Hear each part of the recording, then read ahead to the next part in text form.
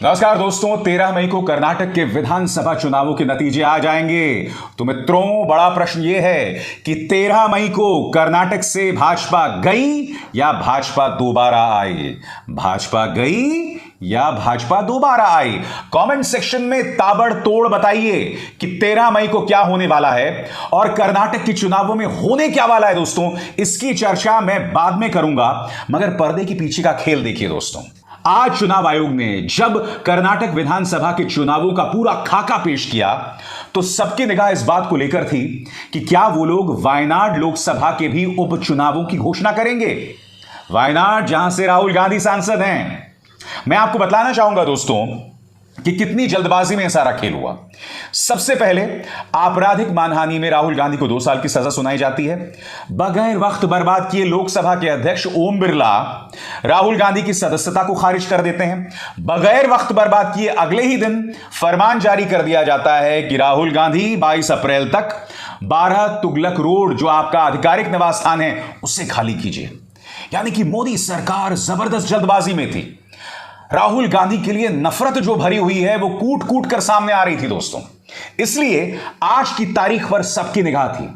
यह कहा जा रहा था कि आज कर्नाटक के विधानसभा चुनावों के ऐलान के साथ साथ वायनाड के उपचुनावों का भी ऐलान हो सकता है, क्योंकि भाई जब इतनी जल्दबाजी में सब कुछ हो रहा था तो वायनाड के उपचुनाव का भी ऐलान कर देते, मगर ऐसा हुआ नहीं। क्यों नहीं हुआ? पर्दे के पीछे का खेल क्या है, इसे आपको समझना पड़ेगा दोस्तों। इसके लिए मैं आपके सामने यह खबर ला रहा हूं जिस पर आपको गौर करना पड़ेगा। दोस्तों, आपके स्क्रीन पर यह है लक्षद्वीप के सांसद मोहम्मद फैजल। जिस तरह से राहुल गांधी की सदस्यता गई थी लोकसभा की, बिल्कुल उसी अंदाज में मोहम्मद फैजल की सदस्यता जाती है।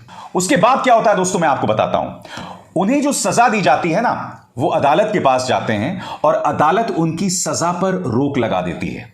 मगर इस रोक लगाए जाने के बाद भी लोकसभा उनकी सदस्यता बहाल नहीं कर रहा था। मोहम्मद फैजल लगातार अपील कर रहे थे कि भाई, अदालत ने मेरी सजा पर रोक लगा दी है, आप मेरी सदस्यता बहाल कीजिए।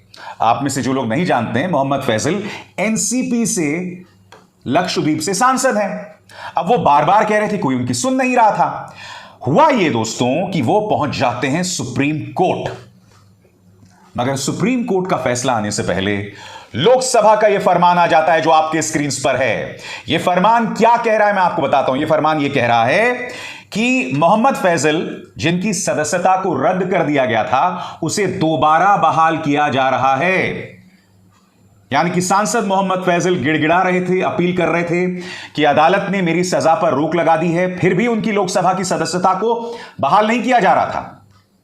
अब जैसे ही वो सुप्रीम कोर्ट पहुंचे, सुप्रीम कोर्ट की सुनवाई से पहले ही, जैसा कि आप ये फरमान अपने स्क्रीन पर देख सकते हैं, उसे दोबारा बहाल कर दिया गया।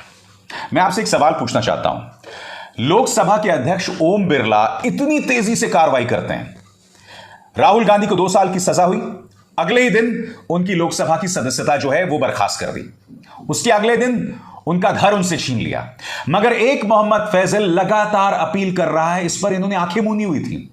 और जैसे ही वो सुप्रीम कोर्ट पहुंचने वाले होते हैं, तुरंत उनकी सदस्यता बहाल कर दी जाती है।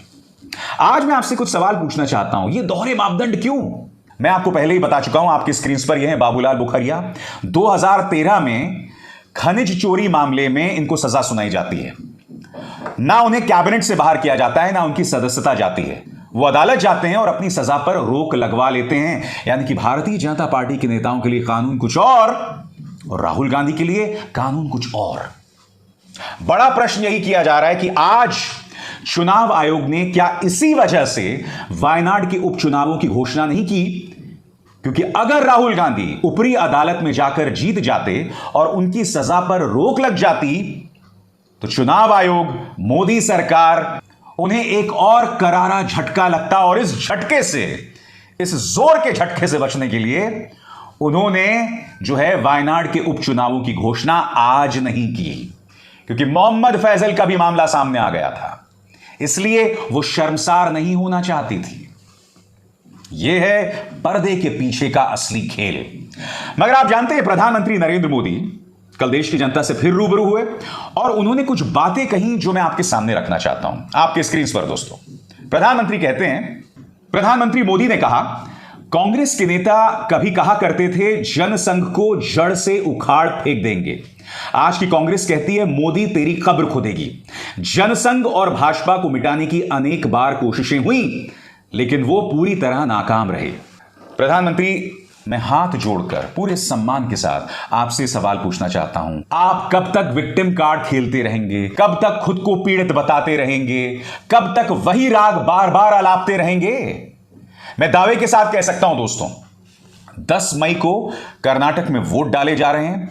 उससे पहले जितनी भी चुनावी सभाएं होंगी, दावे के साथ हर चुनावी सभा में प्रधानमंत्री नरेंद्र मोदी ये विक्टिम कार्ड खेलने वाले हैं।